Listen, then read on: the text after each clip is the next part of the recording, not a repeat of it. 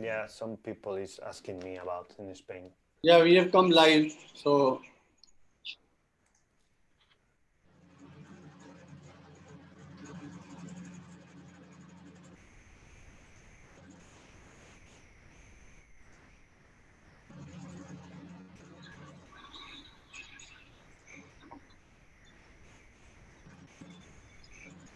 We are live now.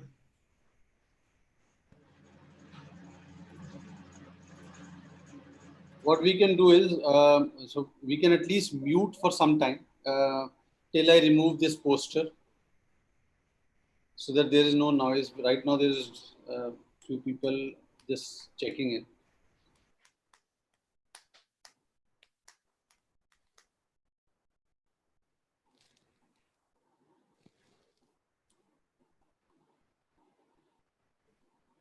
So should we begin, guys?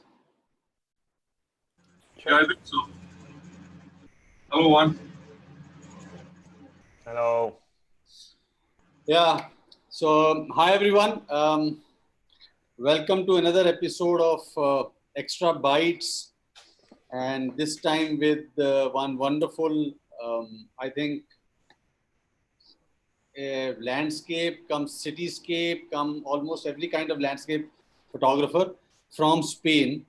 So, and before we really begin, let me just give you a brief insight into what we are into. So, Exploring Light is into organizing photography workshops throughout the world, and we are in lockdown period. So, we thought, why not do something for this photographers community, which is already feeling strangulated under this lockdown situations, unable to go out and shoot, and especially landscapers. So that is where this thought started of doing something to do with talking with a lot of wonderful photographers from across the world. So, so today we have on the panel Prakash Kumar Singh, Sandeep Kumar, Atanu, and Som.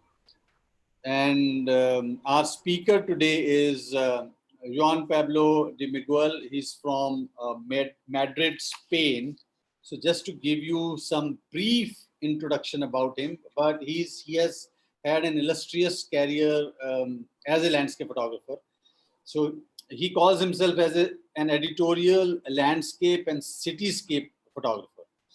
So, and if I have to speak about him, we have seen photographers who have been very good in their speciality as a landscape photographer, or some are very good in cityscape photographers. But he is one of very few photographers who are equally at ease with urban landscapes, and as much as they are with the grand natural vistas, all while generating unique compositions. And that is the beauty. And once you go and look at his website, you will be mesmerized by the kind of beauty that he creates. And to talk about his accolades, he's won many awards, but I'm just going to talk about probably one which I feel is a pride moment for anyone. Is if he is listed in one of the 101 top landscape photographers of the year for several years, not only just for 1 year, for several years. And one thing I think that connects him to and separates him with all the other landscape photographers, many landscape photographers, is that he's not only a great landscape and city or urban landscape photographer, but he's also a brilliant teacher of the art, and he conducts workshops almost throughout the world, and he's widely traveled.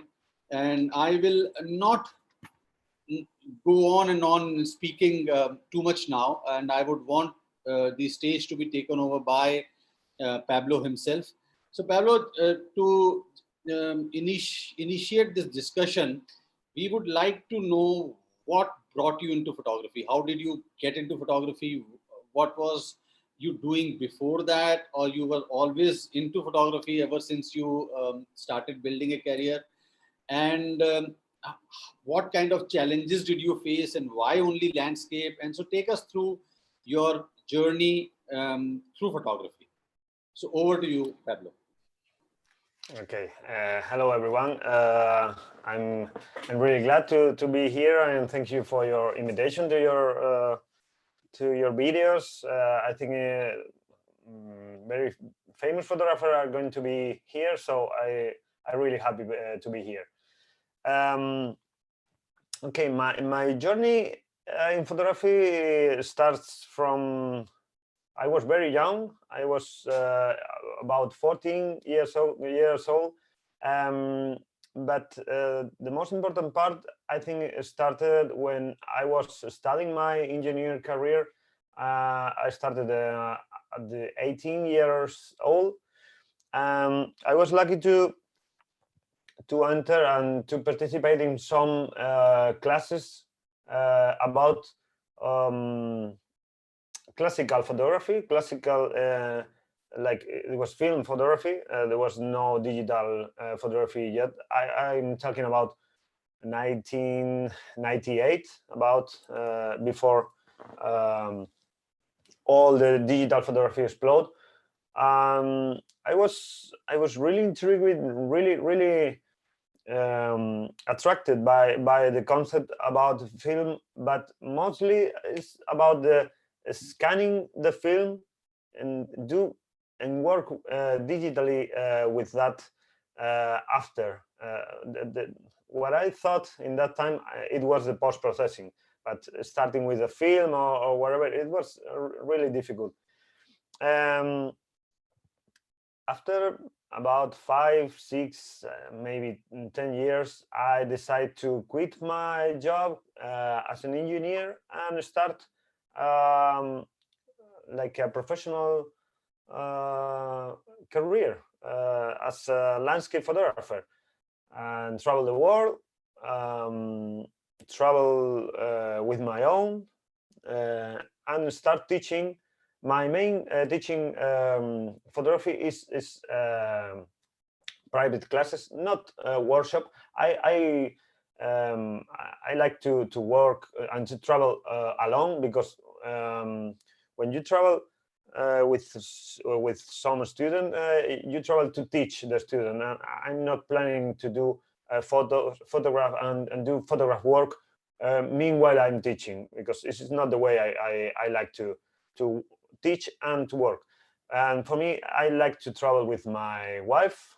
She's a photographer enthusiast too, really good, and with some friends, really good photographers too, Spanish or from other countries. My engineer career helps me a lot to understand some of the technical aspect of the photography that I think is really important to know, really important to understand deeply for a photographer, any kind of photographer. And why landscape photographer? And that's a good question. Why or cityscape? For me, cityscape and landscape are the same. In your introduction, you talk about both photographies, like there are different worlds, but for me it's the same world. I take photograph of the city like mountains, like rivers, like whatever. For me it's the same. It's a landscape. It's something that I see and I am wonderful to look at. Why is that? Because I love to travel. I love to see the world. I love to know people. I know to know cultures. So I don't want to spend so much time inside a study and taking photograph of the product photography or whatever.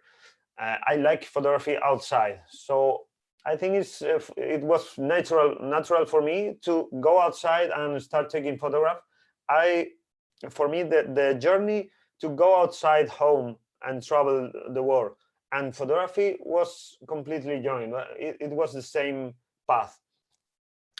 The photography helps me to see the world, and the passion to travel helps photography. So it's completely linked together. I try for sure. Of course, some other technique, other variants of photography, like macro or whatever. But at the end, you can't be master in everything. In Spain, we have some I don't know the word, but if you try to catch so much, you can be so strong, taking so much. So you must think about what do you like the most and focus on that. And for me, it was landscape and yeah, cityscapes. Wonderful, wonderful, Juan. So can you take us through your some images, and if you want to, the journey as a landscape photographer? Yeah, the main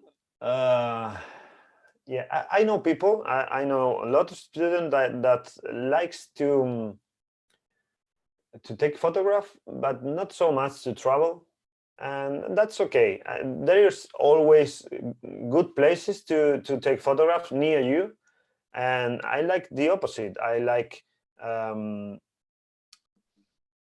to travel and to take photograph. And I know a student that likes to travel a lot, but not so much to carry with the camera, with the tripod, with all the gear that is a pain in the ass.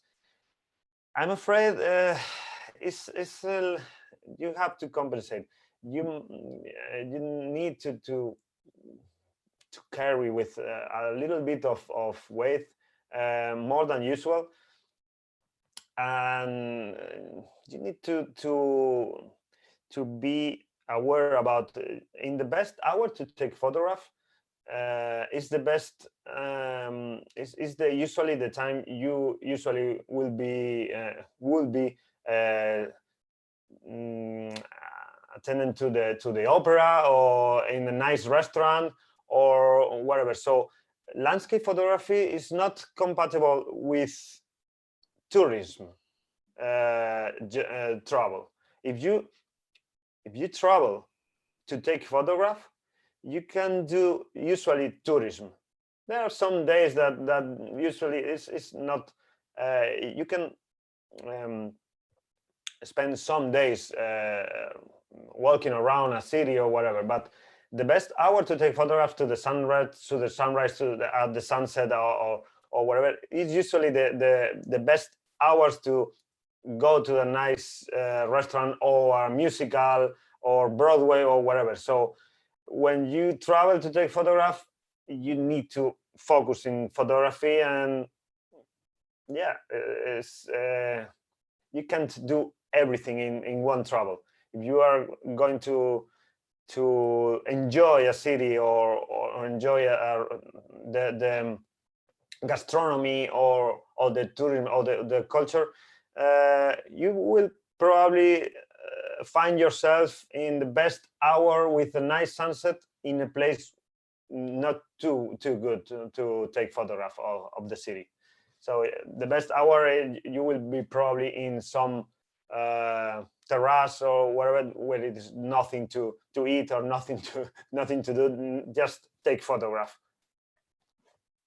And yeah, I started in like 15 years ago to travel, I think maybe a little bit more, and every year I try to do a long distance travel, and rest of the year I like to travel near my home, maybe for a weekend, maybe 4 days, 3 days, and take photographs around me.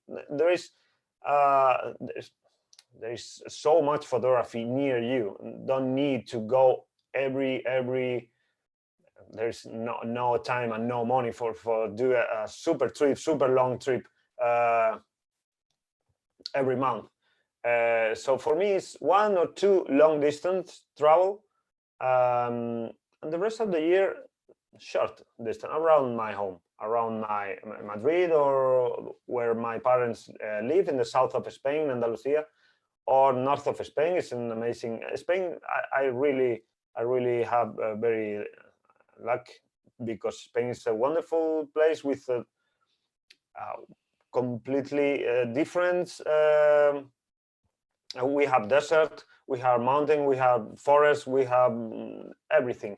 So I can do a lot of photography near my home. Fantastic, fantastic.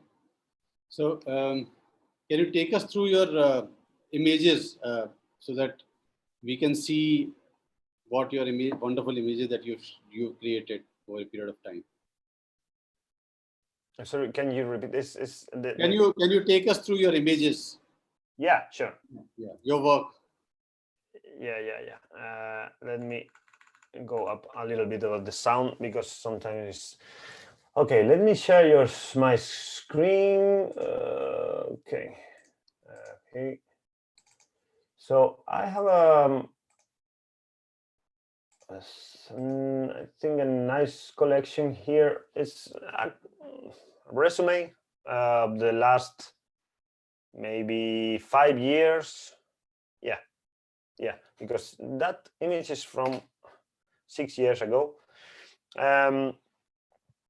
This is Tumaya in the north of Spain. I'm talking about that. This is the Cantabrian coast, the north of Spain. I have in fact, after I will show you in a while. There are 3 shots to take that photo. It was a wonderful sunset. And this is one of the few moments that it usually happens when you go to a place hoping for the best, expecting for the best, and the weather condition was terrible. It was raining. There was nothing, no color, nothing. Completely gray, completely cloudy, no texture, nothing. I decided there was 2 other photographers there. Yeah, like me, watching and listening the sky. And okay, there's nothing here, so let's home. I don't want to get wet, and so I decided to stay. I decided to take some photograph even with the bad condition, with the bad weather and the bad clouds. And suddenly, from nowhere, a little bit of clouds open, and that light was about 5 minutes, maybe 4 minutes. It was super quick and super intense. And that story led me to tell you something.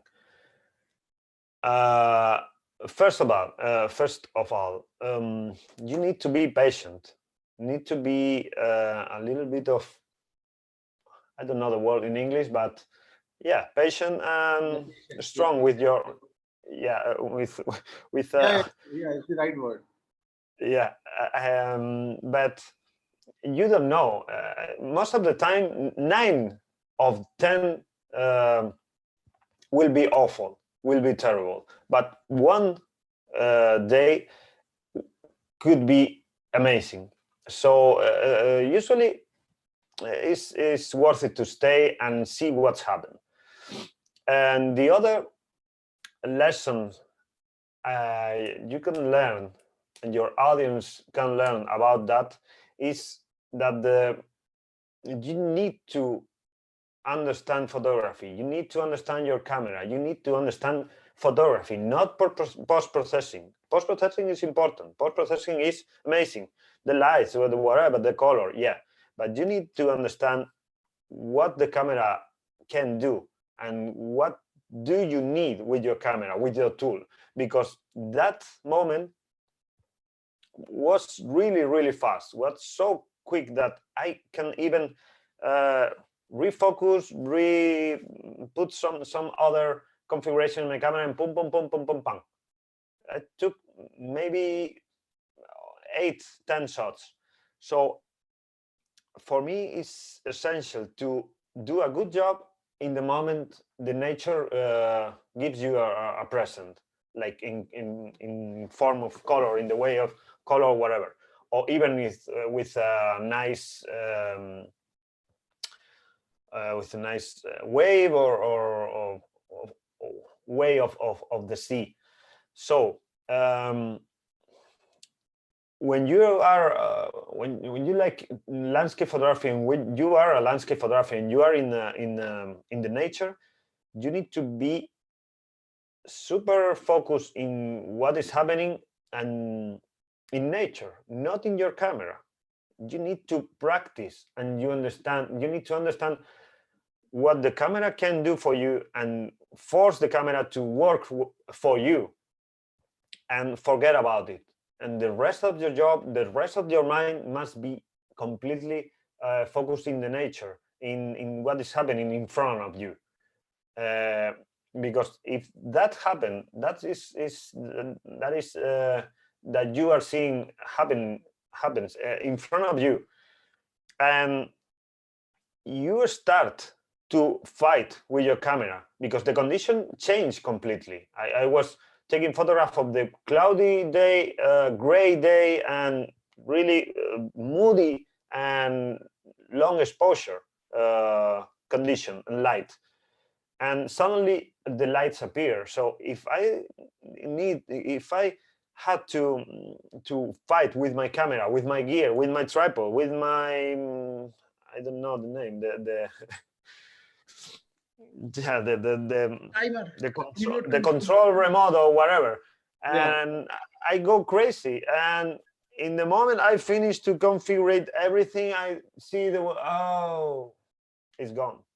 So yeah, it's a good lesson to understand that photography first,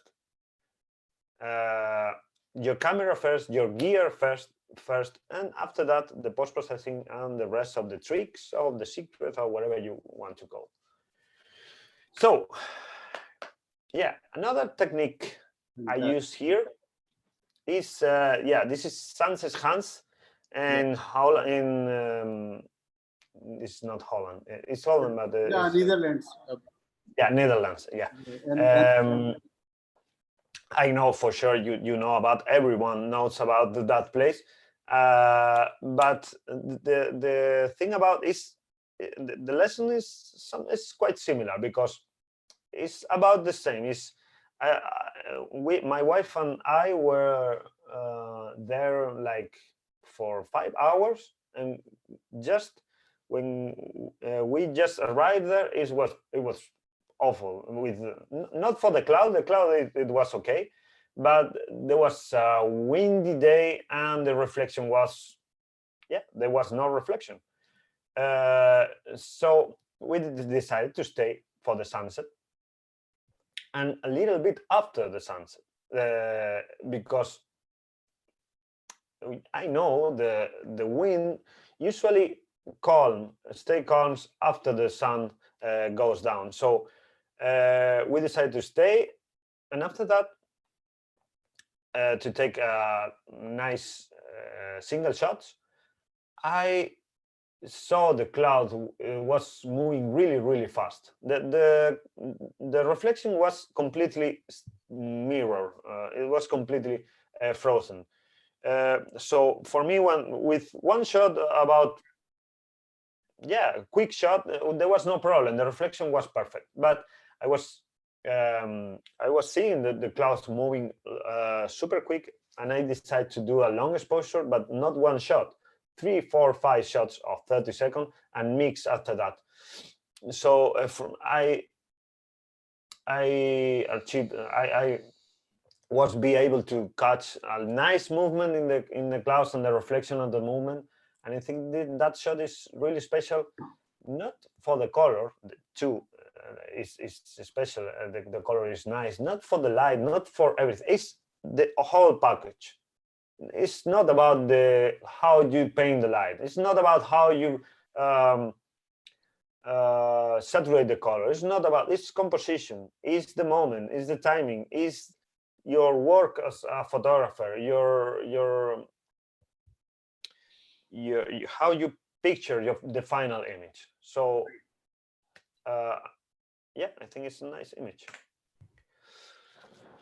if you have any question in any moment, you can stop me and ask, please. If there is just me talking is so bored because I talk and talk and talk and talk. So But we are please here ask to me. listen to you. Juan, we are here to listen to you.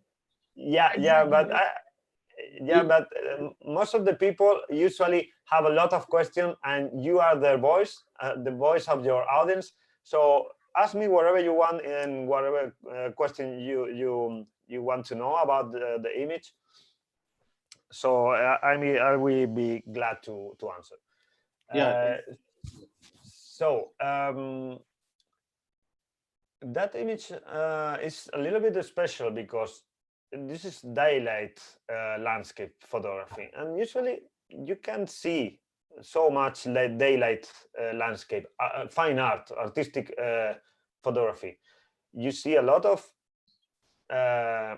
still shot or photography, like boom photography usually, and this is a editorial way of work, like take a picture and nothing else. But the adding of wall frame, wall art photography, like fine art photography in a day like this, not really easy. And that image is special for me because it was a usual and normal day, but teach me and helps me to understand that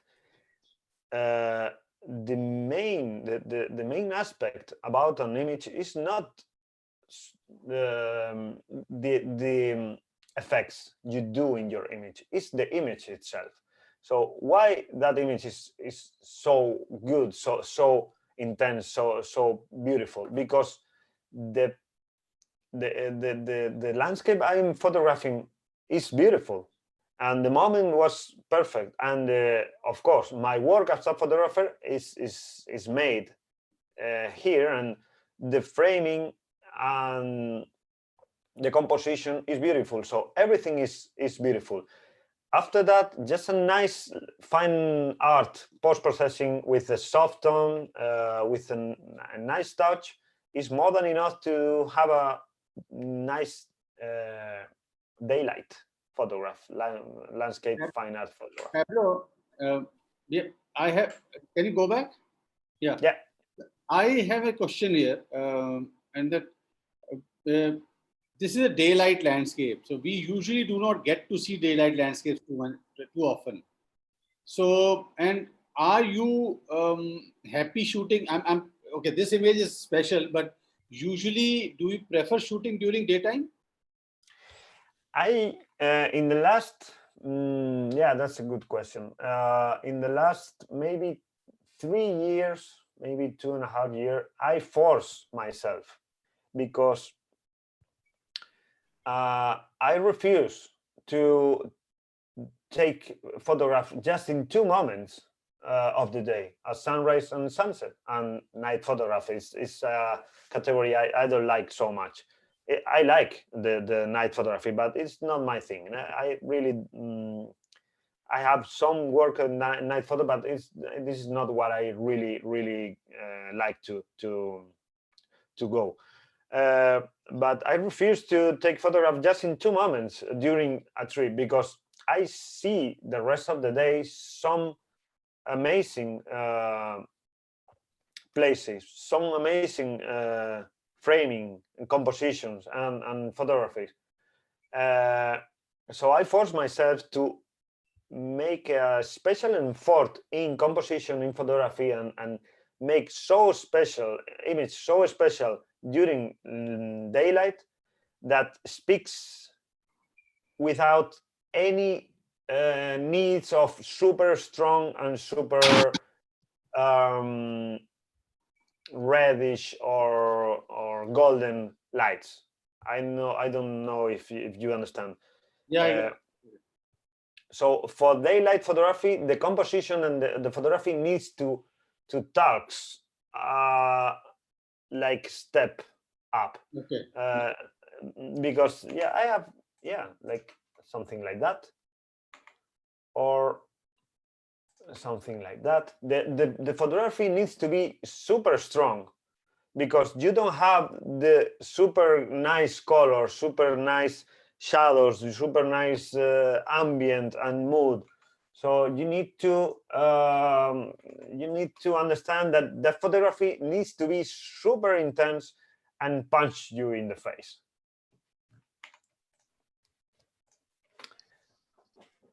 So I think this is the only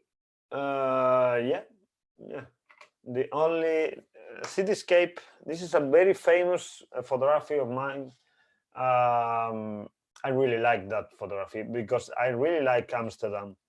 This, I think, if some of your audience wants to initiate in the world of cityscape, I think Amsterdam, probably Paris,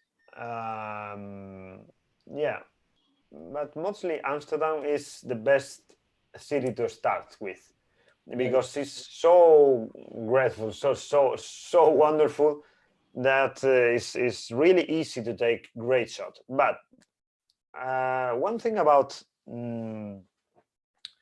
cityscapes, the cityscapes, for your audience that it is starting to take photograph, I'm talking to you directly. That photo is not made by night.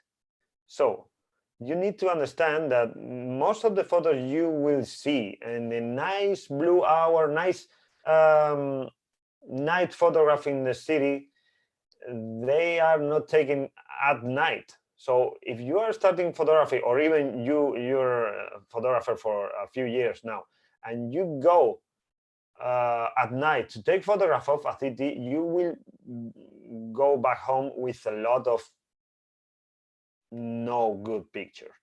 You need to understand that there's, in that case, there is important two moments where the ambient light and the lights of the city join. This is the blue hour, before sunrise and after sunset.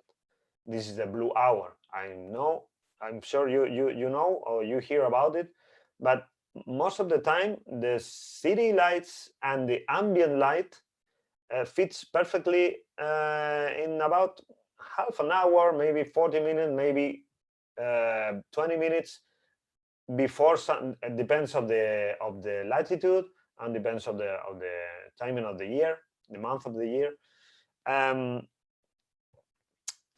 This is the perfect moment to take photograph of the city. You can take photos during the day, for sure, daylight of the city, but to take the lights, the color of the city, could be Amsterdam, could be your town. There is a perfect moment before sunrise and after sunset. Great.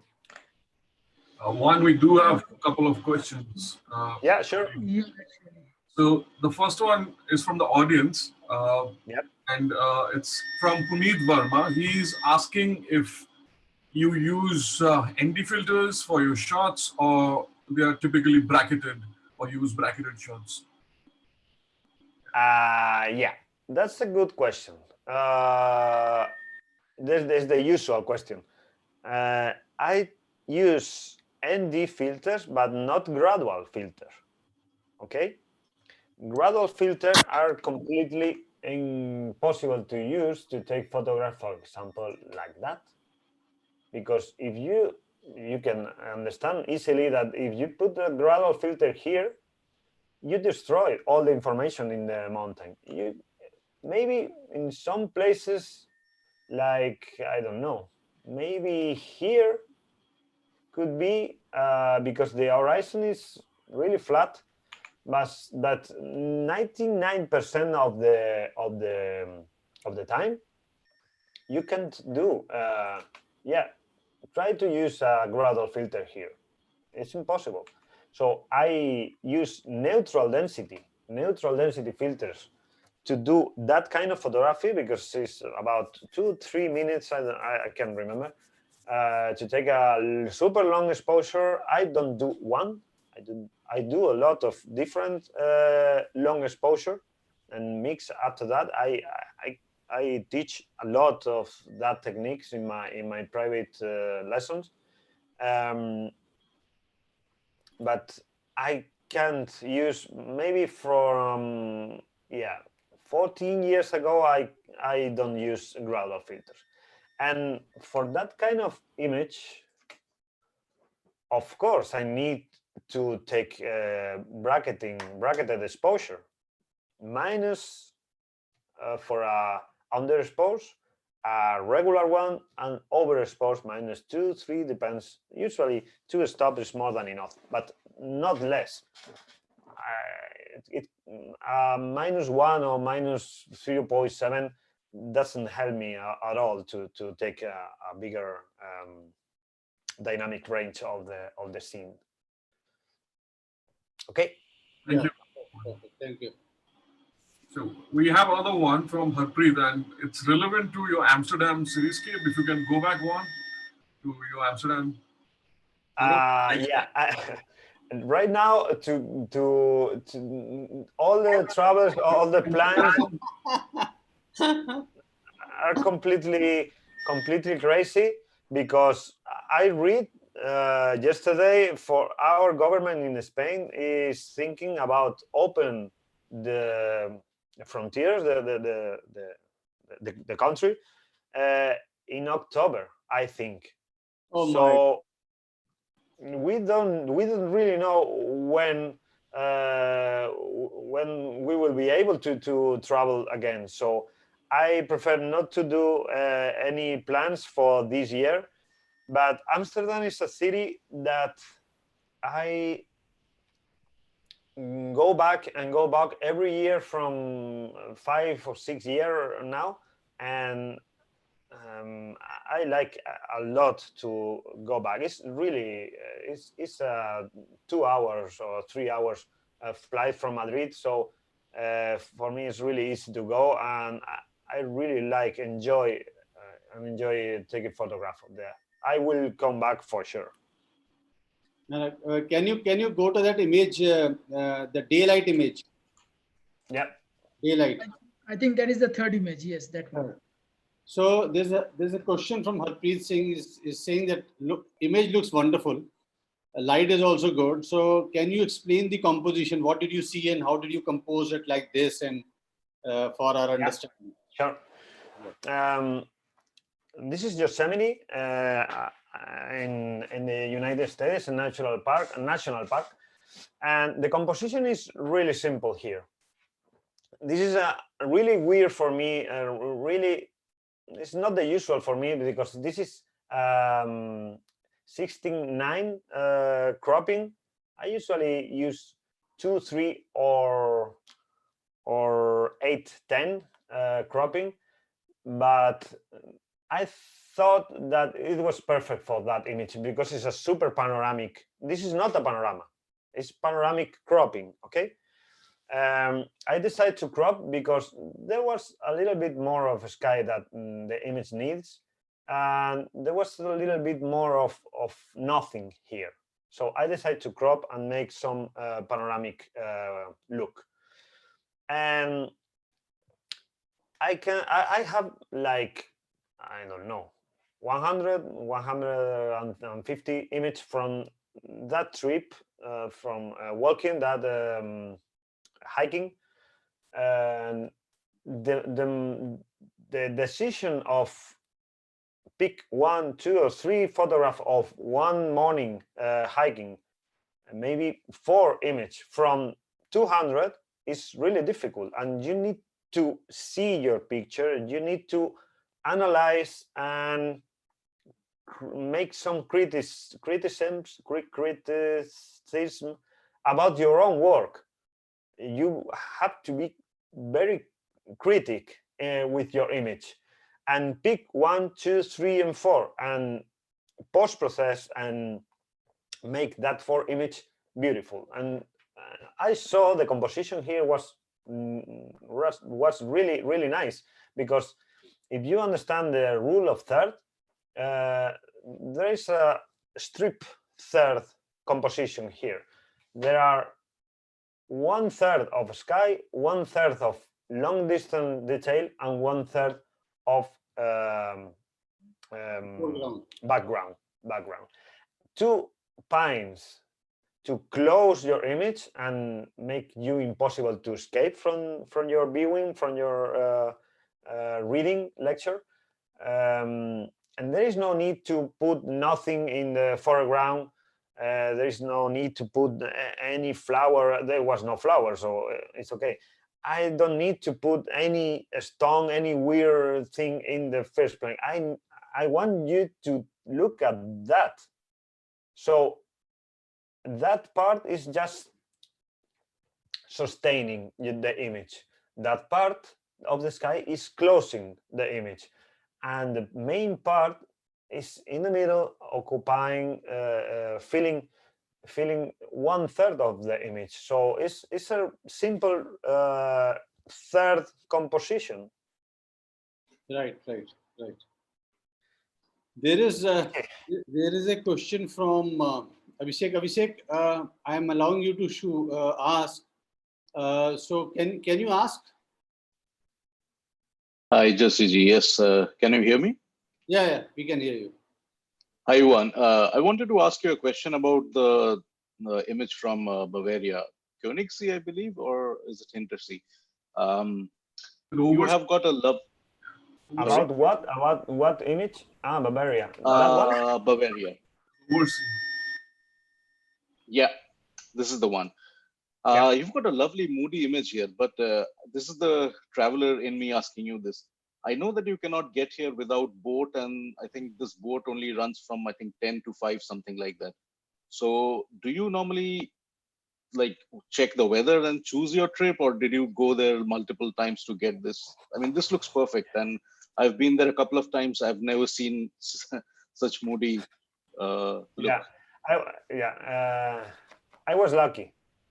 That was the second time I was there. The first time was in 5 years ago, and 15, with my brother, and we couldn't even take the boat because it was closed. It was raining so hard, so hard that the clothes, even the boats, didn't travel to the little lake. And the second one, time with my wife, we were lucky because there was raining during when we take the first boat and take us to the oversea, and when just arrived, we start to almost to run the first of the little group, because in the boat there was, I don't know, maybe 8 people, because the weather was so terrible. And when we arrived, the first people there, because I know there are a lot of people after that making selfie or whatever. During the hiking from the boat to the cabin, we saw some of the sky opening and the rain stops, and we look at each other and say, okay, let's go. We was like put the tripod and take some picture, and all the clouds, there was no cloud. It was like humidity or whatever, like fog, start to go up and disappear in about 15 minutes. The rest of the morning was pretty okay to go hiking, but not so good to take pictures, because completely disappear. And yeah, it was lucky. The first time it was impossible, and the second time was lucky. Maybe could be awful too. Could be completely closed with a lot of fog, and almost even almost don't see the cabin. But sometimes it's about luck. I check in that trip. My wife was checking the weather, and we decided to go that morning because it was the last time in the area, and the next day we were we were thinking to travel to another place and decide to test and to try, and it goes well. Yeah, thanks for sharing. Yeah, thank you. Thank you for your question. Yeah, we can move ahead. So, yeah, as I told you, ND filters to take that kind of photography. This is Portugal and Carrasqueira. It's an amazing place and super famous in landscape or cityscape or wherever it is photography. But I try to do a different approach, a little bit different composition, but it's the usual. But there was nothing here. There was a little bit gray. It was really weird moment. I decided to do a super long exposure. Even I had no wonderful colors, no golden hour, no nothing. I decided to make a super long exposure, and after that, in post-processing, make a blue cast of the image, really intense, and knowing how to control the color in my images, make a little bit of the saturation of the. Usually this is like a brown. It's wood, so you can guess that is some brownie, and decide to get rid half of the color and make it a little bit grayish, because the gray is working super nicely with a strong blue. So it's okay. That image is here because two things. Because the place is so amazing. The moment of light was quite good, quite beautiful. But most of my students ask me about my gear, and I have here 16-35, the usual Sony lens, and I have even a wider angle that it is 12 millimeter. But that photograph is taking a 70 millimeter, so can be a photographer, a landscape photographer, use needs a telephoto lens sometimes, yeah, because that image it's impossible to do with a 35 millimeter. It's so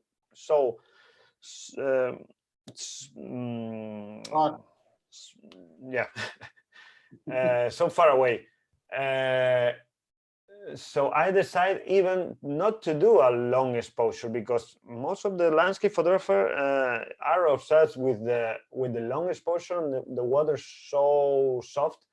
And I decided to make a quick and fast exposure and freeze the ripple of the water, and I think it's working really great. This is Canada, by the way.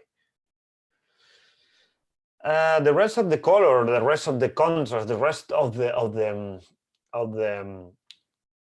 final touch of the image is what I teach, is what I do in my post-processing classes. But just can't forget about the image needs to be good, needs to be really good to make a brilliant image. If you use a super good post-processing technique in medium quality photos, will be medium quality photos with a good post-processing. Can I ask one question? Yeah. I wanted to know how do you, what is your thought process? Means when you take the image, do you think about how you're going to present it on post-processing, or when you sit down to edit that time you think how the image is going to look? Yeah, that's a good question. I think the sweet spot for a landscape photographer is when he's taking photograph and see wherever the camera shows you in the screen, and the photographer has so interiorized side, so it's so Internal. yeah, the techniques of the post-processing are so easy for him that see the final result, but it not happen all the time. For example, that image is really powerful composition, and I was sure about the composition, I was sure about the image, but it took me like 4 or 5 tryings in post-processing because I didn't see it. And for not always is like magical, like you take a photo in a picture like that is so much easy because all is in front of you, all the color, all the clouds is perfect. It's, oh my god, I can see what is going to be the final image.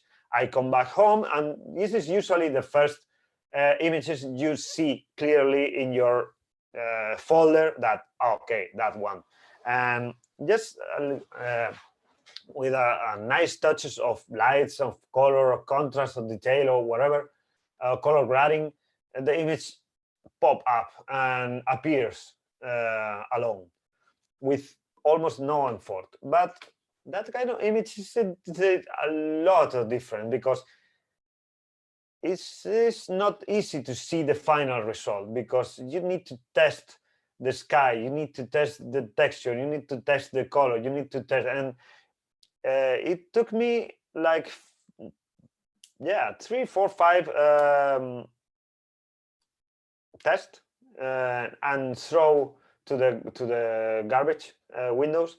I don't process my processing, so if I start to process an image and start like 15 minutes, 20 minutes, and I can see how the image is speaking me and is going to be bad, I stop and throw it away and start again, maybe in a couple of hours, or maybe 2 weeks later, or I don't know. But it could be interesting sometimes. Yeah. Right. Thank you. Yeah, you're welcome, Prakash. Yeah, we are here. I don't know about the Please continue. Yeah, I warn you. I start to talk. No, it's okay. We are enjoying it. Okay, Athabasca. This is a panorama. This is here because this is one of my favorite images, really famous in some agencies too. This is a super powerful image. This is a panorama of 5 shots in 15 millimeters, vertical shot, 1, 2, 3, 4, 5. My good friend Jesus and my good friend girlfriend, not girlfriend, the girlfriend, friend who is a girl, Raquel, was giving me light around here because the ice cave was really tall, and this is a pattern in bracketing. So 1, 2, 3, 1, 2, 3, 1, 2, 3, and mix after that. It's a little bit complicated, but it's really powerful, and anyone can learn how to do it. But of course, you need an ice cave to make a photo like that. But usually there is not always ice, but yeah, see that cave in Portugal. This is in Algarve, in the south of Portugal. Amazing place, amazing. The only way to get into here is for that 2 little no, they are not little, because you see the people here and the boat. So the boat usually don't let you get out, but you can hire people around and drop me in your boat and let me here and come back to me maybe a couple of hours later, or even hire a kayak and put your gear well protected and make a nice excursion. So yeah. Okay. Specifically about the Benagil caves, right? Yeah. Yeah. So I went there. Yeah. Obviously the kayak, and then went in. I could not think of this composition. My question to you is specifically about your approach to composition. Yeah, that happens to me a lot because okay, I went to the Benagil caves and I can understand what is going on. And the thing here is that hole seems to be in front of me, but in reality is completely parallel to the ground. It's completely over my head. It's not around here like the image shows. It's around here in the top of the cave, and this is because this is a panorama, and the projection of the panorama is completely up to me. The projection in Pichigui is up to me, and I decided to project all my panorama in that form, in that way, to transform all the information in my cave. That's the only way I, in one shot, because this cave is enormous, in one shot, this is the only way to present all the 3 holes. The other ways to try to do with cylindrical in Photoshop or Lightroom, whatever, but it's impossible because the hole in the back is going to be super distorted. So Pitigui, I teach how to do it and how to transform reality because it's really, really fun. And the best part is like some is telling me like I was there and there was no hole in front. The hole is really fun to play with the reality. And my question one was like I've seen your Paris photos, right? I think there's only one where you shot from Montparnasse Tower, right? Rest everything is very unique. Your Paris shots, then Bali as well, right? I think apart from probably Ulundanu and couple of shots, everything seems very unique. Now my question to you was what I've always wanted to know: how do you do your homework before you go? Do you geotag, or do you basically pinpoint locations? And then after going there, why do you always try to produce a unique composition because everybody has clicked Hallstatt in a particular way? JUAN Pablo wants to do it in a different way. Is this something that you always try to do?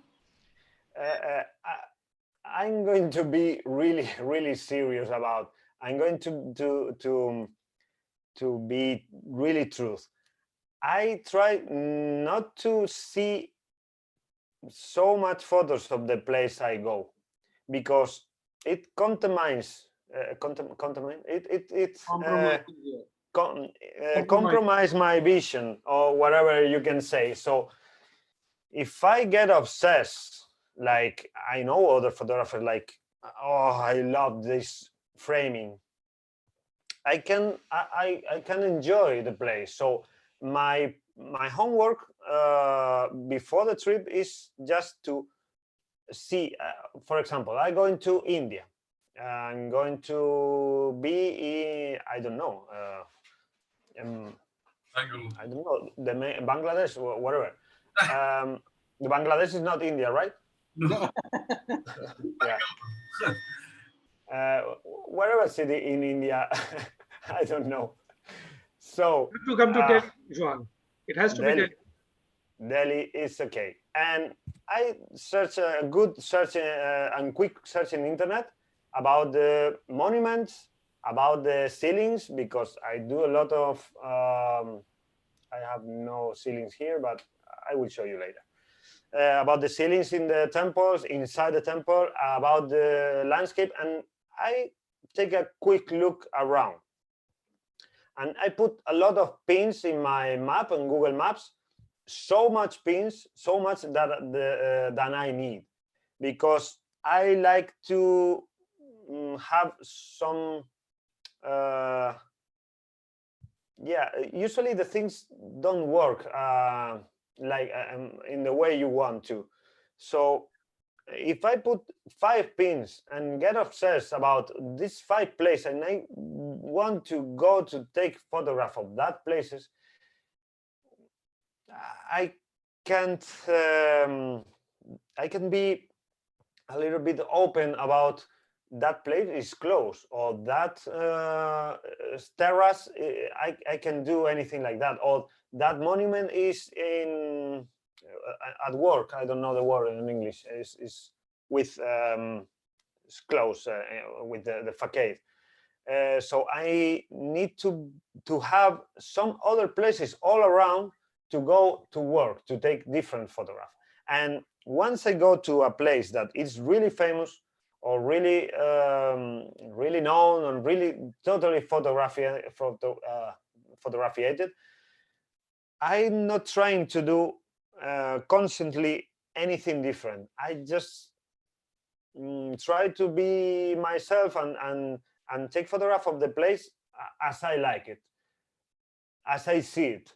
If the resulting shot is in the way that all people shoot it, it's okay for me. I will twist a little bit in post-processing if I can do a different approach. It will be fine, but I don't see any or many pictures of one places before go. That's a wonderful. Can I ask you one question? That's a wonderful. Sure. Yeah. Actually, I love your panoramas of the in the places, churches and all, where you do the ceilings. Yeah, the ceilings. I love them. Yeah. Love them. Do you do with any kind of setup, or do it manually, or do you do brackets? How do you approach them? Yeah. Let me show you. I will stop because the meeting is a little with the permission. Let me stop here. Let me show my website, and now I need to show you and screen that. Portfolio in projects and the ceiling. Yeah. Yeah. Prakash is talking about that. That kind of photography is a little bit different, because usually you are not allowed to put a tripod in the middle of the church or temple or whatever, and usually need to work by hand. And there are two important things in that kind of photography. Composition. It's always this composition. The composition is everything in photography. So in that kind of temple, you need to move yourself and put in the right place. Usually are 1, 2, 3 spots in the temple where you can put yourself and look at the top. So the domes are really fun to take photograph, and usually everything you see that it is with symmetry, it will be beautiful.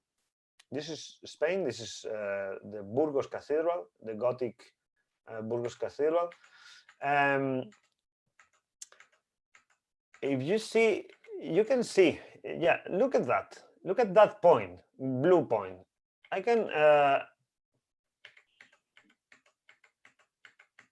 can switch the image, and you will see the point is exactly in the center. I try to put the origin of the symmetry in the middle of the picture. So you need to put yourself taking the picture in that perfect and that right spot in the ground.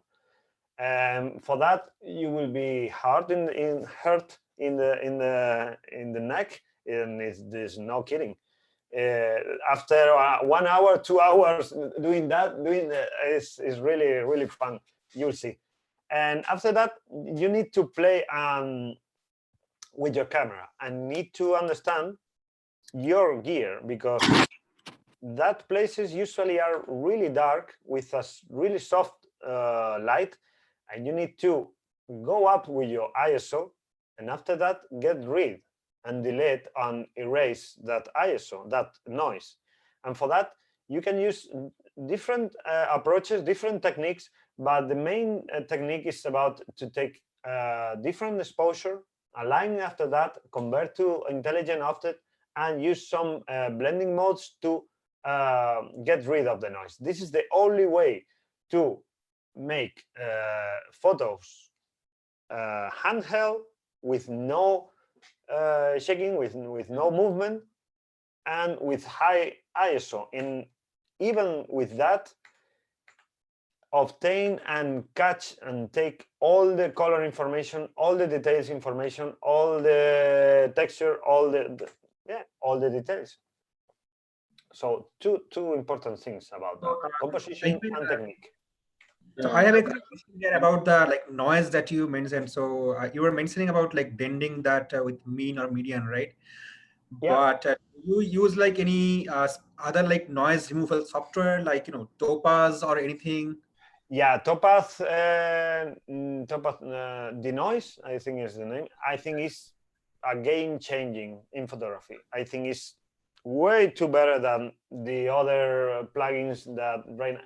I think there are other companies right now starting to do almost the same with artificial intelligence models, but Topaz gets there the first, and right now I think it's the best. It's really amazing that it can do with a really strong noise in the image. I think it's wonderful and perfect for some images. But be careful, be careful. The noise is just one of the two problems of the high ISO image. The noise of the grain is just the grain, but a high ISO image has the problem with a short dynamic range. So you can get rid of the noise, but the information and the color and the information in your RAW, it will be not the same. Even the image seems to be like ISO 100. It will be not the same amount of detail of information. Yeah. There'll be some softness probably. Yeah, there are a lot of images. Sorry, there are a lot of images which is almost like arc. So basically, you are taking like 7, 8, 10 pano images and then merging it, right? That image is no, just one image. So this is one image. Yeah. Ultra wide. Yeah, but I think this is really wide with the angle. 12 mm. This is shot with a 12 mm lens. Yeah. Yeah, usually, for example, that is not 12 millimeters. That, for example, is a nice and weird sample for me because it's taken with a fish eye, and after that corrected. But this is the only one. Most of the image, yeah, this is a completely fish eye in the cathedrals of Sevilla. This is Toledo, I think. This is Barcelona. I think 75% is taken by 12 millimeters, and the rest almost there is taken by with 16 or 15. And some weird images are taken with 70 or 20. I think 1 or 2 images, and another 1 or 2 images from with a fish eye, but not the usual. Okay, for me, my main gear for that project is the 12 millimeters. This is the Vatican, and I think, yeah, you will find yourself with the same feeling like some, Roy, that you can go to a place that you see a picture and take your gear and point as, okay, what is happening? From 12 to 16, there is a lot of framing that you can catch. So be aware of that, because I use 12 millimeter rectilinear, not Perfect. fish Thank eye. you. Yeah, you're welcome. And this is a fish eye too. Yeah, this is a fish eye in London. There is one question coming from Abhishek. Abhishek, can you unmute yourself and ask? Sorry? Yes, I think. Hi, Juan. I have a question for you. So, yeah, I think you answered a lot of it, what I wanted to ask. So, you said that to denoise, are you taking multiple images and then aligning and merging them together? Is that correct? Yeah, correct. And secondly, it's often very, I don't know, it's difficult to, in these places, they are often very crowded, if I've seen. So are you, yeah, I mean, how do you manage the crowd? Because often it's like people are coming and pushing, and it's not difficult to have a steady hand. Yeah, this is a fun question, because this project start from nothing, because I was in Budapest, I think, or in Vienna, I don't know. It was in the middle of a crowd, a horrible, terrible crowd. It was, I can't even move, and I decided to start photograph up completely upside, to look at and say, okay, I don't fight anymore with trying to get rid of people or taking a lot of pictures to erase all the people after that. I refuse. So just take photos of the ceiling. Just take photos of the part of the temple, of the monument or whatever, that is just completely on the top of you. So you don't need to fight with crowds, with anyone, because it's completely clean for you. So is how it started. It was, let me close here. Okay. And the first image, yeah, I was taking some photograph in the past, like, for example, that. This is an image so much older than the rest of the project, because I like that symmetry from the beginning of my life, from always. But the first, it was, I can't remember, but it was, yep. It's around here. It's I don't know. I know, but I can. Yeah. I was completely pushed, and I can even move, and decide to take a nice photograph of that way and that form and that. And after that, I took that from the very center of the temple. I think it's Budapest. And at night in the hotel, I was reviewing my images. I saw it suddenly appears, the whole project, and suddenly I thought about how many temples and how many beautiful monuments I was visited before years ago, and how can't even see that? How is possible to? I didn't see just to the top, always to the 45 angle or whatever, never completely 90 degrees to the top. So yeah, I started to make that kind of photography, and it became a little bit popular lately. Yeah, wonderful. That's a fantastic project. From Javi. Just one more. Yeah. Okay. Yeah. Please ask. Yeah, just one question. What kind of f value are you using for these images? Because I don't know if you want f value. Aperture. Aperture. Yeah. Because the pillars are also tack sharp in your images, whereas if you, I mean, I've seen some of these places, they're vast, so the ceiling is very far away. Yeah. One of the by the way, this is a panorama.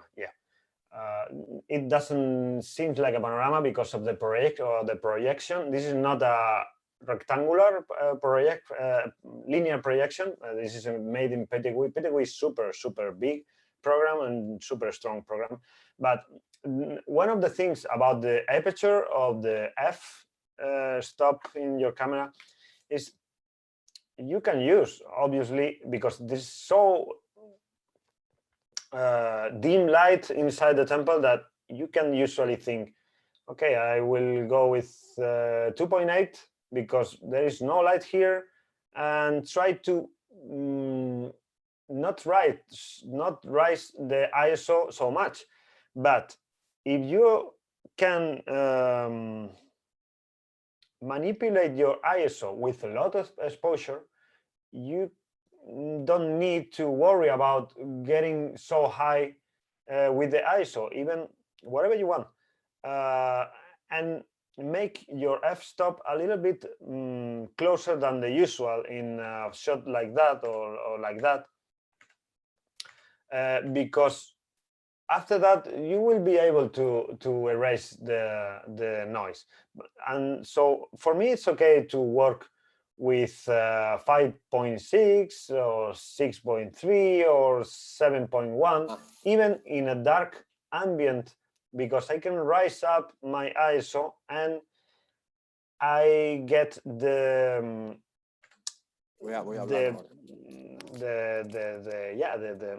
definition of the closest aperture.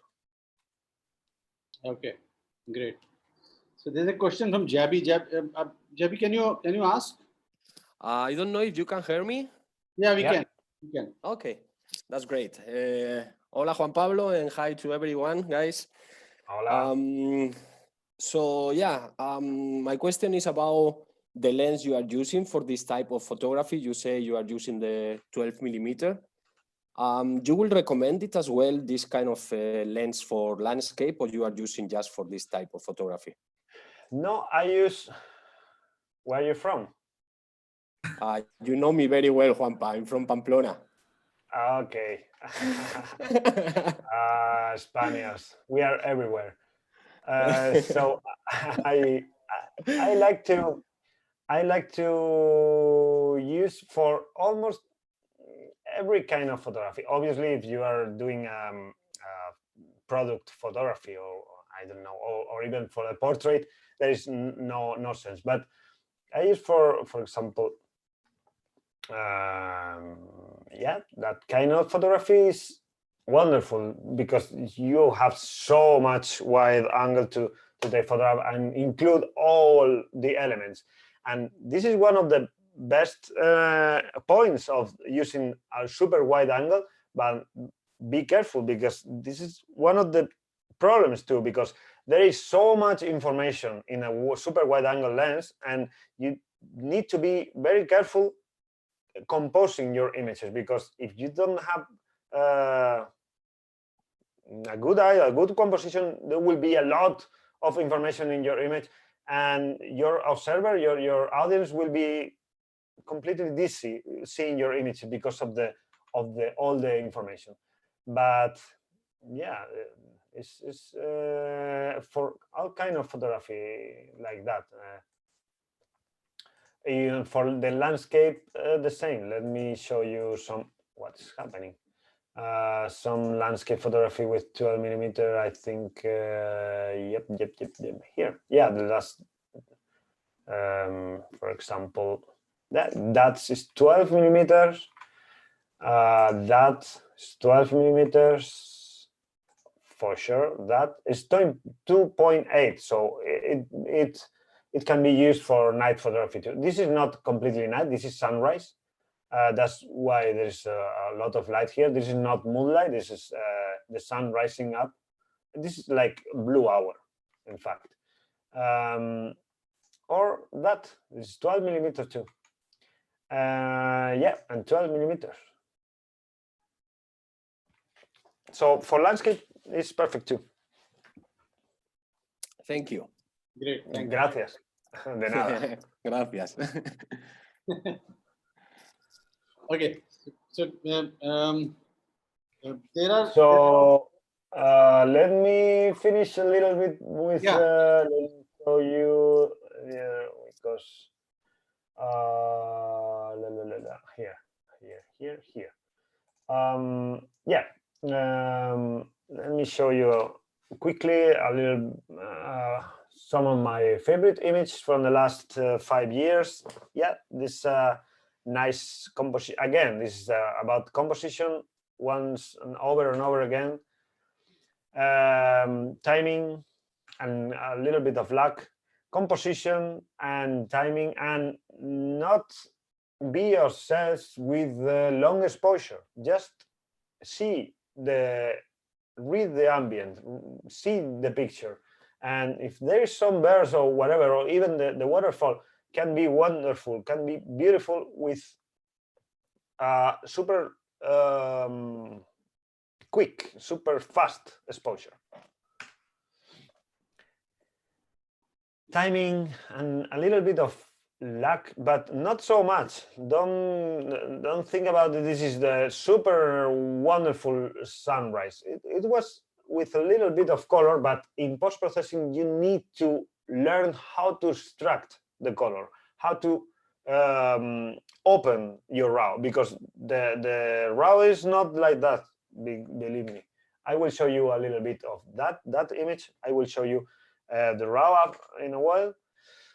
Yeah, this is a little weird composition, but it's nice. It's nothing really special. Actually, this is, you say it is weird, but I think this is separating it out from all the millions of images that are already there from this place, probably. Yeah, the point here is about not the contrast, but the color contrast. The color contrast here is super strong, super. I did a lot of work managing the color contrast, and you see there is some dark places here with nice strong color, and the blue cast in the sky is super strong. But yeah, that image is a little bit special too in terms of color. Of course, this is one of my favorite images of the because I force myself to do something I'm not used to. This is completely out of my, how do you say, my comfort zone. Yeah, your comfort zone. Yeah, there is no clouds, there is nothing here. It's like blue, super blue daylight image. And so you're using here? What? You're using polarizer? No, there is no need. And the polarizer, be careful, by the way. With the polarizer, you can use a 12 millimeter with a polarizer. You can use even a 14, or I'm saying even a 16 millimeter with a polarizer. You can because of the without clouds. With clouds, you can try.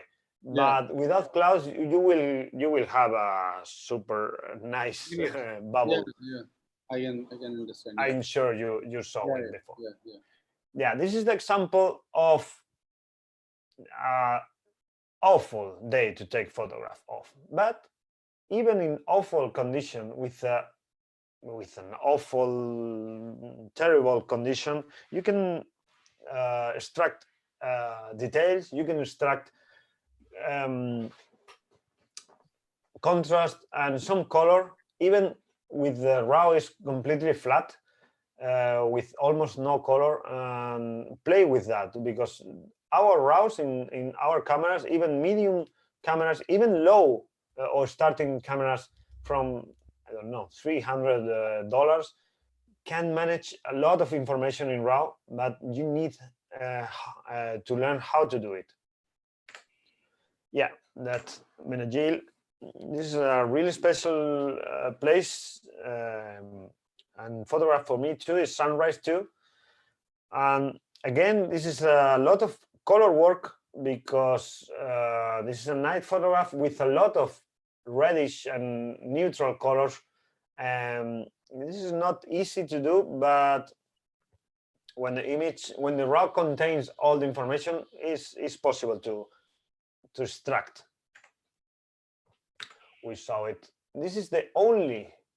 This is here because the image is wonderful, but besides that, this is the only picture I have that it has. No, this is the only. No, there are two pictures with the one in the Rome in the Coliseum and that one that I use focus stacking.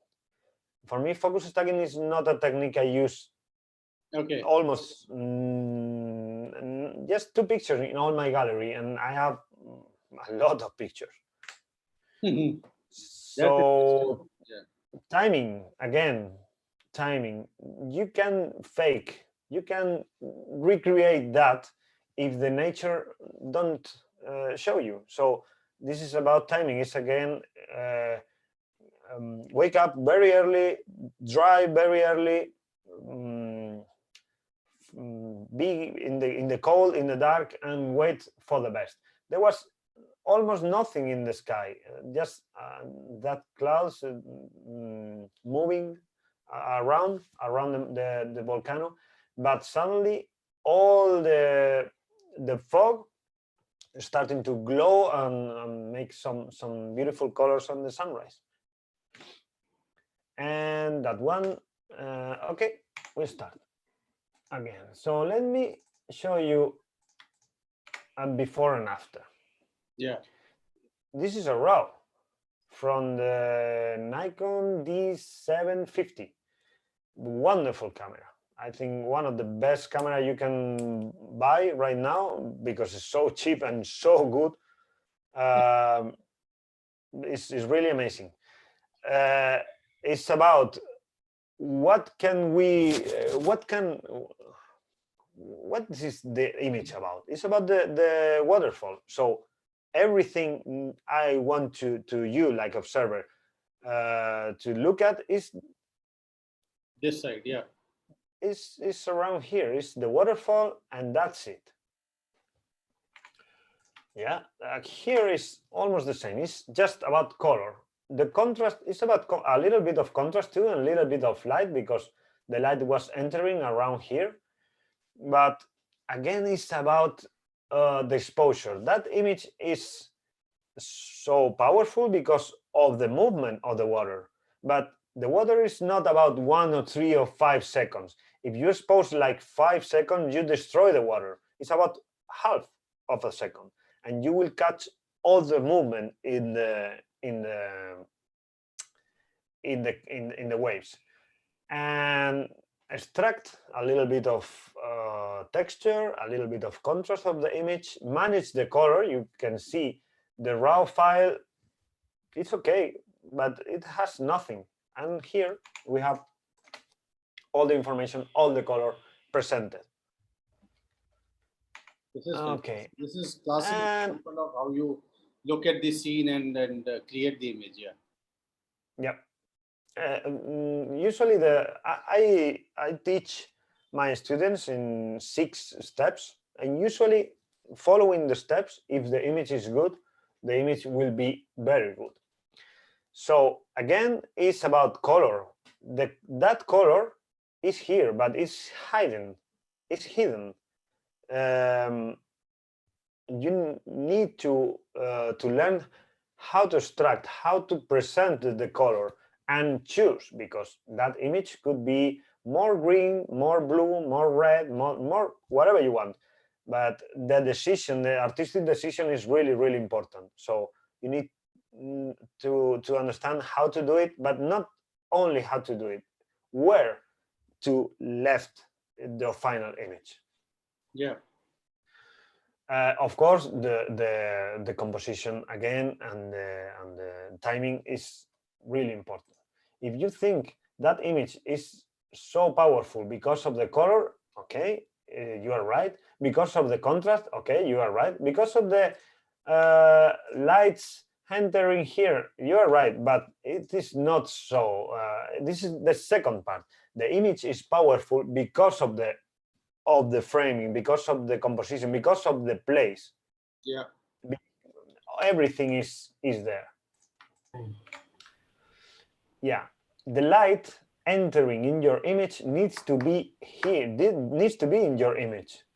If you are trying to push your lights, the lights needs to be around there, because if you push your image, you will see how the places you push the light act naturally in your image. So in the moment you paint some spectacular lights, needs to be original, like the original light in your picture. So how can I manage that completely upside dark stone in front of the white and really clear sky, and manage the opposite, light stone and dark sky? Yeah, that's the post-processing, but the photography needs to be here. And let me show you, that image came from 1, 2, and 3. Remember about how to take three shots of the scene when the dynamic range exceed the possibilities of my sensor. So that is my picture, my final picture. If you see the water, is that from the raw, that clouds, everything is from here, but I need some information to fill that hole, because if I try to recover, there is nothing here. You are seeing my camera raw? Yeah. Yeah, okay. So you see there is nothing here, it's completely empty, it's a hole, white hole. So I need 2 or 3 exposure where I have all the information and blend together.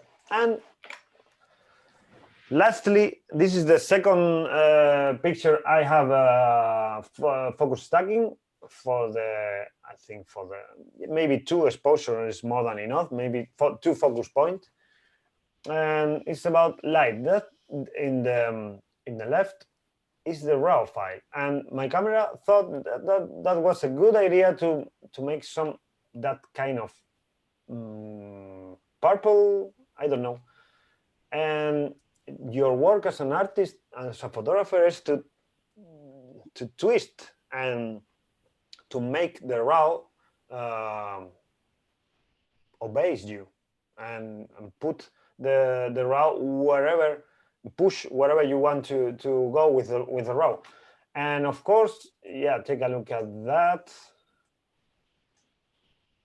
Take a look at that green inside the collision, how to manage that color changing because of the temperature of some lights.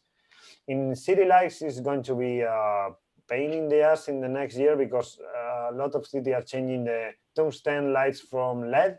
LED is green and tungsten are yellow and gold. So we will have a lot of problems like that, and how I manage that kind of yeah. So questions? Yeah. There's a question, Abhishek, you can ask. Hi, the question is, if I saw the raw image, it has a sunrise or early morning magenta cast. Why did you change it to bluish cast? I mean, why not go with what you actually saw?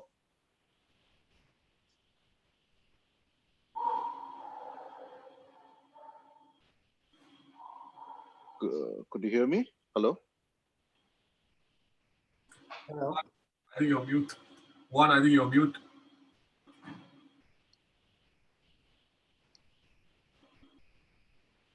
Pablo?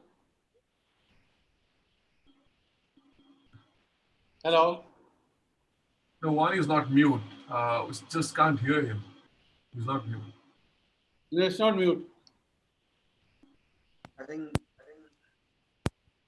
Do you hear me now? Yeah. Yes. Okay, I don't know what's happened.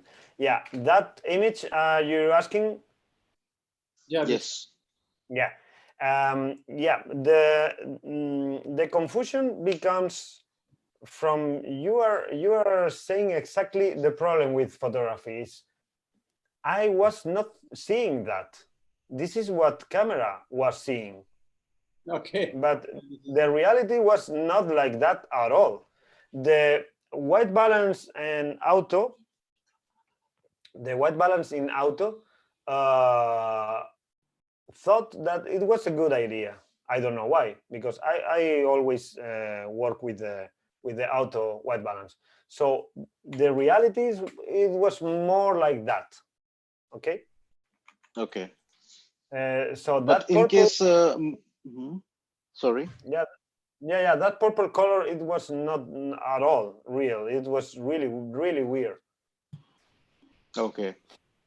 But often we also see, I don't know, for example, in the Alps, maybe you have these alpenglows, which you have these magenta-ish colors in the sky in the early morning. So you'd stick to that or change it to something that is, let's say, more common looking, like an orangish sunrise. In what photo you say? No, I'm just asking in general. So, for example, if Yeah. we often get alpenglows, etc., in the mountains, which is you get these purple or magenta hue in the sky in the very early morning. Yeah, for So, example, that. yeah. So, do you stick to this? I think you've stuck to this. My question was that do you change it to something that is more, let's say, commonplace, like a orangish hue, or stick to what you have seen, even if it is different looking than what people usually see? In the process I teach and I film, I follow myself. There is one point where I can adjust the color, and sometimes I feel the image needs a complete rearrangement the color, and I let me go. I let my imagination flow and go wherever I want, because this is my vision, my photography. And sometimes I like to stay more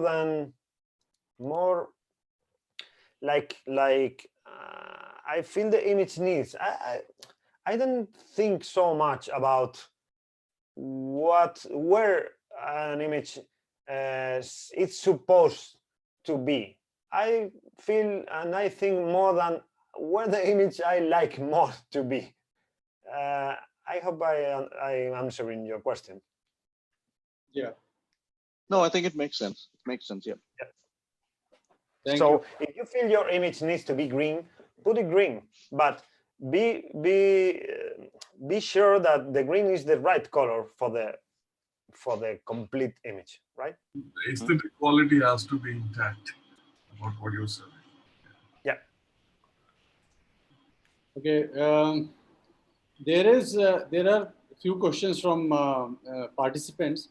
One is by Himadri Bhuvan. He says that what kind of complications do you face in your bracketed panoramas, and how do you tackle them? Do you face them, and if yes, then how do you tackle them? And by bracketed panoramas, there is okay. The bracketing images has some complication. For example, objects moving during the moment you are taking the bracketing, like clouds, water, or birds, or even the trees, the leaf, whatever. It's moving during the bracketing.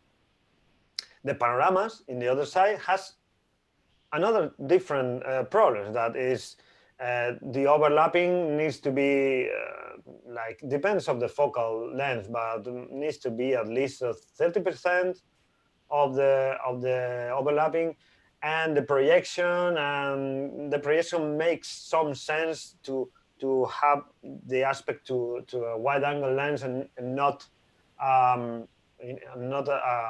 circular or wide fisheye lens. When you do bracketed panoramas, you face that two problems together. So it's double job, but if you find a way and you are used to deal with the problem of one and the problem of the second one, of the panoramas and the bracketing for separate, when you join the two techniques, it's easy for you to deal with that. But it's really difficult to do for the first time, and when you are not used to do panoramas and you are not used to do bracketing, try to mix and do the two things at the same time, because it could be a little bit of pain in the ass. Yeah, great, great. And then there's one question from Sarita. She's asking that in an Amsterdam building and your chapel ceilings, you portray the curvature in a 3D effect, which is unique. So I think you've answered that, but still, how do you click and what steps do you take and process them and to give them that look? They look like 3D effects. Yeah. A complicated question. I'm afraid there is no easy answer to that. But in cityscapes, I find the color is really important in every aspect of photography. But in cityscapes, it's really easy to burn out the colors, burn out the lights, because of the moment, of the timing of the taking the photography.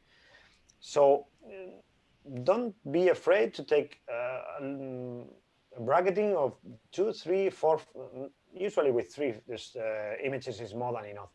Recover the lights, but recovering the light doesn't mean that the light can be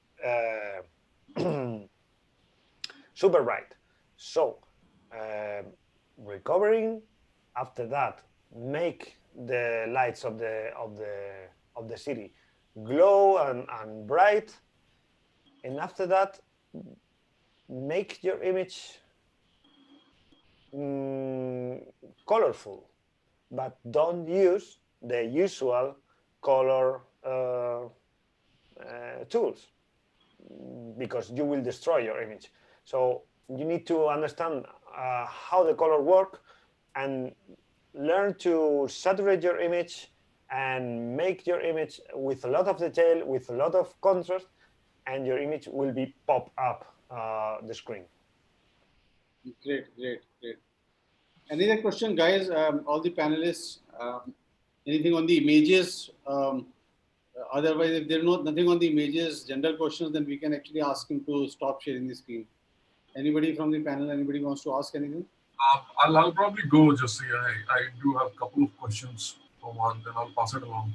So one, I haven't seen you focus stack as much. Yes, and I'm also pretty much a single exposure guy for the most part. So why don't you do it? Why don't you focus stack? Yeah, because I don't feel it is necessary. I feel like every certain time become popular some technique. Like, I don't know, 12 years ago it was HDR, maybe 14 years ago. After that, it was another software. Right now is another new software, Capture One or whatever. People is always looking for some technique, some magical technique that work for you. And this is how photography works. So the secret is not focus stacking. The secret is not Capture One. The secret is not flat mode. The secret is not post-processing. The secret is not use the f.8 because it's the sweet spot. The secret is not nothing. There is no secret. So focus stacking is a super powerful technique. But for example, here, there is no focus stacking. I don't need to have that stone super crispy and super in focus. I don't care about this. Is a stone. I don't care about that.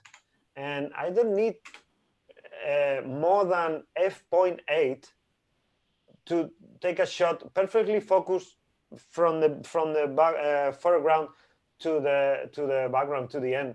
For me, it's perfectly okay. I have a question here. I want to interrupt you here. On that image only. On this image only. Yeah.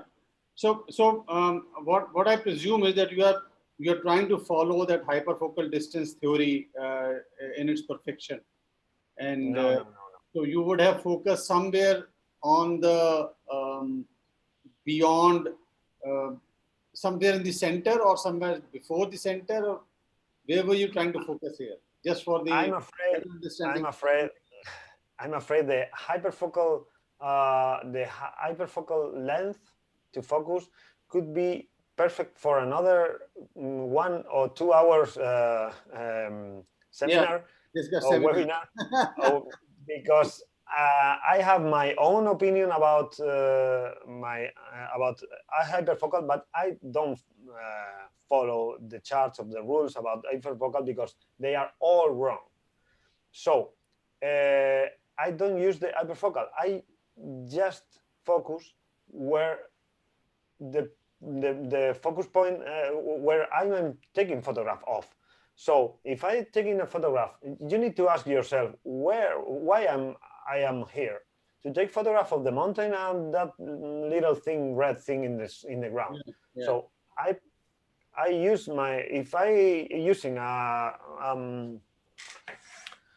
autofocus point and there is enough light, I let my camera to do the work because it works flawlessly and perfectly fine to give me a perfect point of focus. If I use that kind of lens of 12 millimeters that it is manual, I focus to infinity because infinity is the point where the depth of field is bigger, is wider.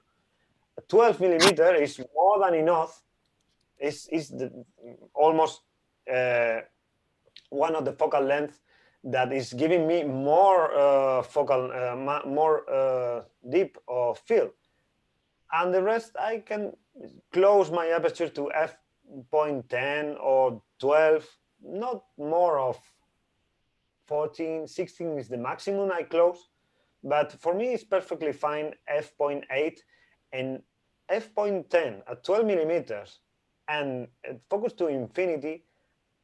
I focus everything from a couple of meters acceptably, not perfectly in focus, but acceptable in focus for me. Yeah. So I focus in the main and most important part of my image, and 90% of my image needs to be focused in the foreground. Excuse me, in the background, in the mountain. I don't care about if in the foreground is a little bit soft. I don't care. It's just ground.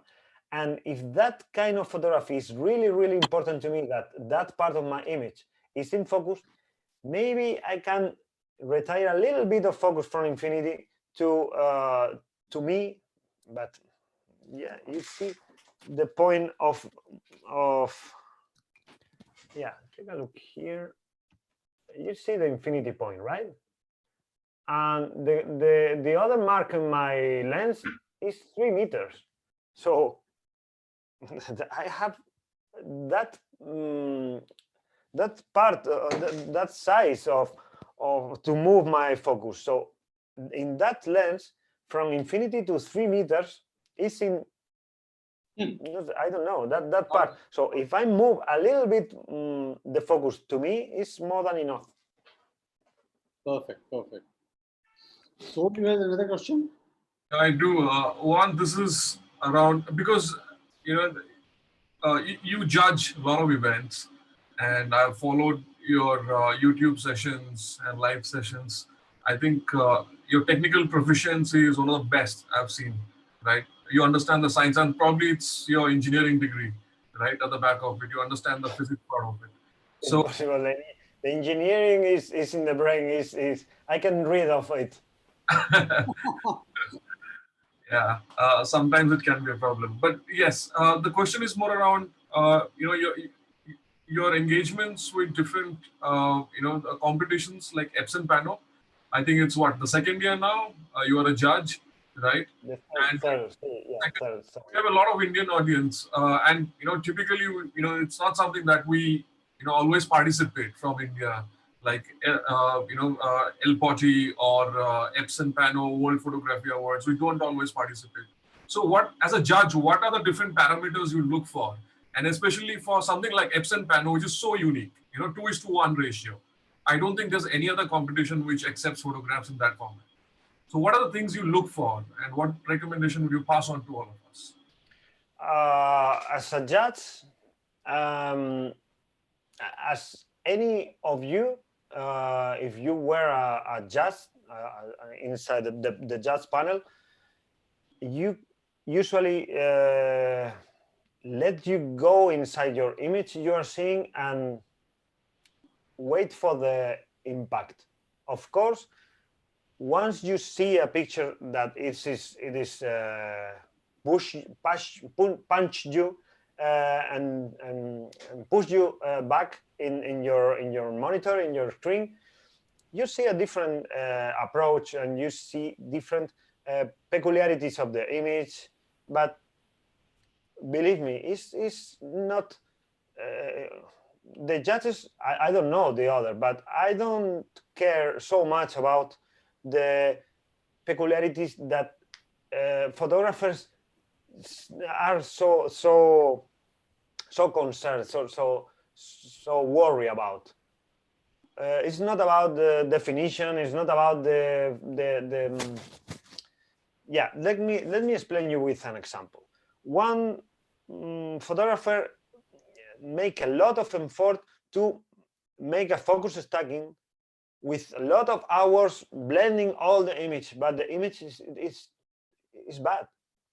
So it's not about the technical photography. It's not about it's about the photography. In fact, even if the photography is so good that it's a little bit soft or has a little technical problem, maybe it's not a problem to judge that image because the image is good.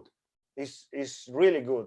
And in the opposite side could be an image perfectly in focus, perfectly technically amazing, but the image is not doing, it's not talking, it's not giving me nothing. So it's completely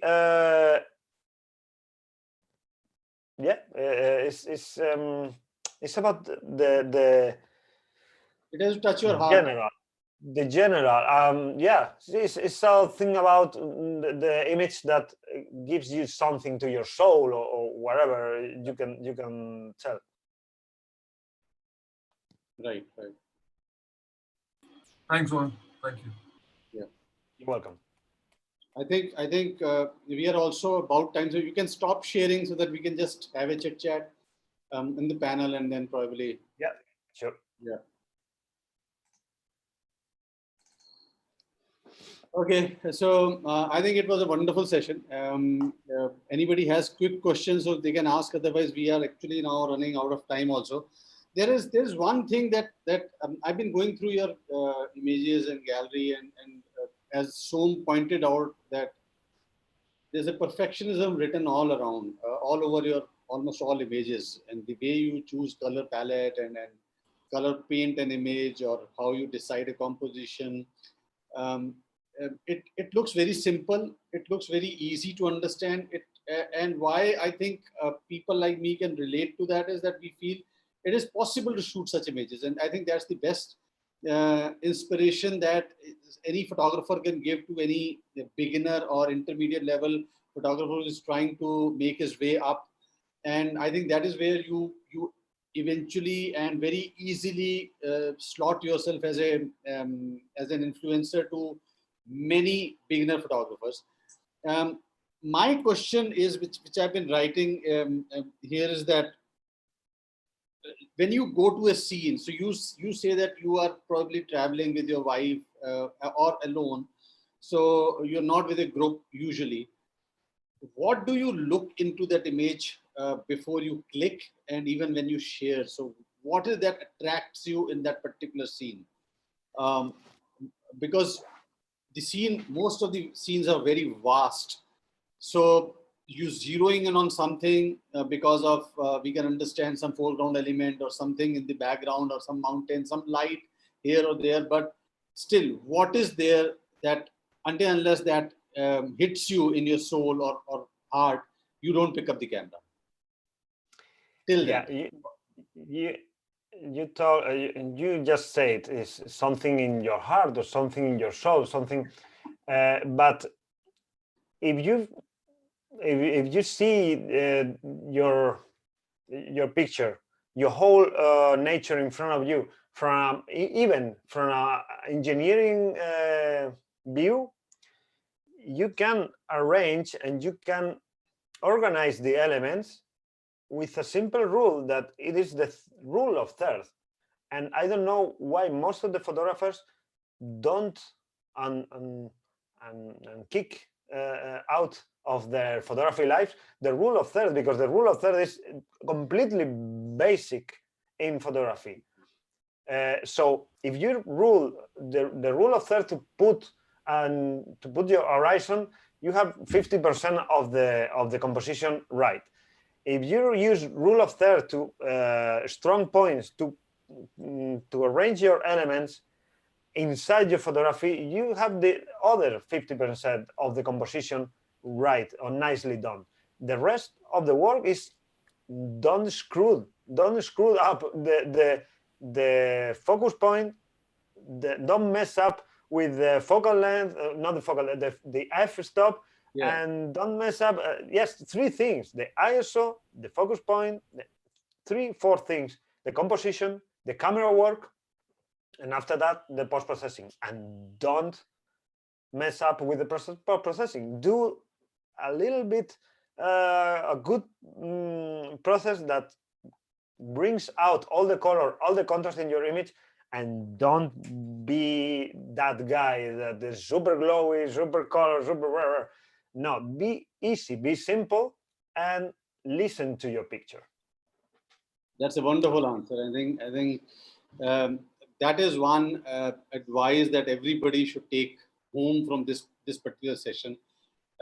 Thank you, Pablo. You've been really wonderful. You've shared or opened your heart out here, and that is very rare to see. And we come across many masters in photography, and especially the people who are into photography teaching. They tend to hide more than disclose. But what you've done here is something amazing. And thank you so much for that. Thank you everyone for being a part here. And thank you guys for attending it on YouTube as well, and participating with wonderful questions. And I think it's time to wind up, and hope to connect with you, stay connected with you, Pablo, and continuing to get inspired by your wonderful images. Thank you, everyone. Thank you. Thank you. Bye-bye. Thank you for inviting me. Thank you for your audience to. Thank you. 2 hours. So it flew by. We didn't even notice the time. Yeah, it was amazing. Yeah, it's a pleasure for me too. So greetings from Spain. Be safe. Be at home for the rest of the year. I hope no. And yeah, good night and goodbye. Yeah. Bye. Bye. Thank you. Bye. Bye.